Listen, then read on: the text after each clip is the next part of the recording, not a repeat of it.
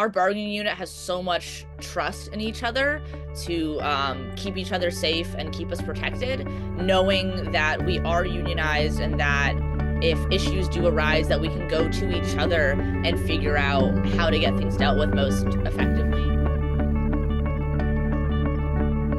My name is Bear Spiegel. My pronouns are he, him. I'm a senior bookseller at the Barnes & Noble in Union Square in New York, and we are organized with RWDSU. Great. And what led you to form a union in your workplace? There are a lot of different issues that led us to organize in our workplace. A big one is safety, specifically at our store.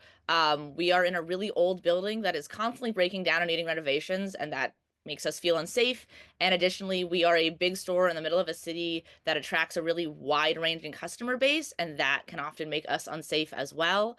And like most retail workers in the city, we would love to be paid a living wage. And how did you become involved in the organizing effort at your store? Yeah. So I was approached maybe about a month or so into my time at the store. One of my coworkers that I had like immediately gotten to know and trusted pulled me aside and was like, "Hey, can I talk to you in the back real quick?" And I must have looked really panicked because she was like, "Oh no, it's nothing bad. Like we just need to talk about something." And I was like, "Yeah, okay." And she was like, "Hey, so how do you feel about unions?" And I was like, "Oh, I'm generally pretty pro-union. Like, why? What's up?" And she was like, "So we've been organizing for a while and we're trying to go public fairly soon. Like, would you be, are you down to join the union? Are you interested in like organizing?" And I said, "Yes, absolutely." And I signed my union card as soon as I possibly could and just got as involved as quickly as I could with the effort. And how much did you know about unions at like when you became involved? Like how much did you know about the organizing process? Yeah, I knew almost nothing, honestly. Like, I had always been generally pro union, but I didn't really start paying attention or knowing much about unions until Starbucks and Trader Joe's started unionizing a few years ago, and their efforts became really visible on social media. So that was kind of my introduction to the more modern union movement. But until I organized with my store, I really knew nothing about how a union is formed, what the negotiation process is like. So I've really learned a whole lot throughout this process. That's great to hear. And how has your workplace already changed since winning your union?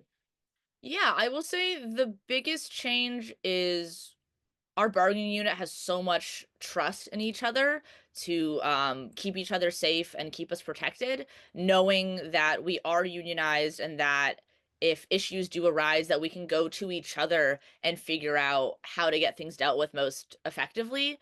A big thing is we got stools. That was one of the biggest things we had to talk about in negotiations at the beginning. And even though our contract hasn't gone through, they've started allowing us to bring stools onto the sales floor as needed.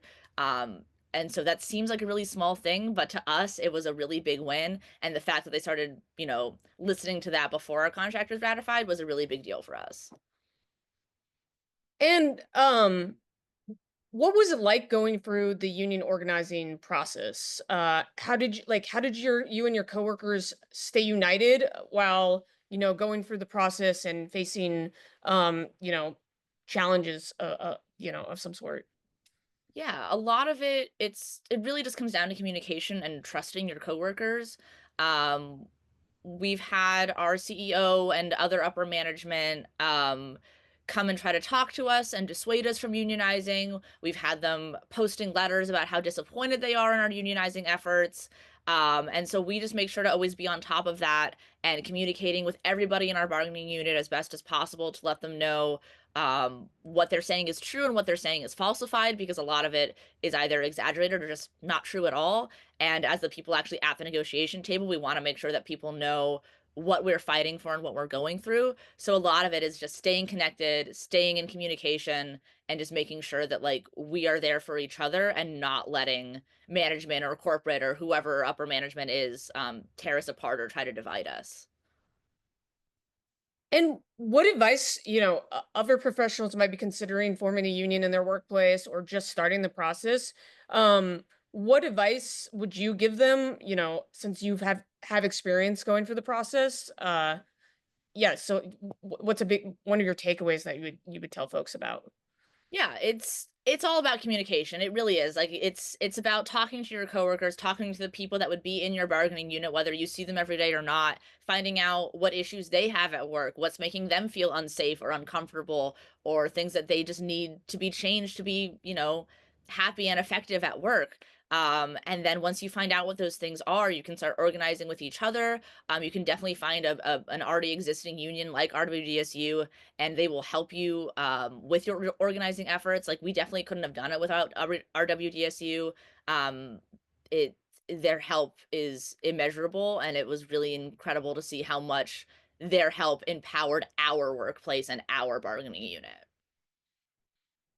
Well, awesome. Well, thank you for taking the time to speak to me today. Yeah, it was a pleasure. Thank you so much for having me.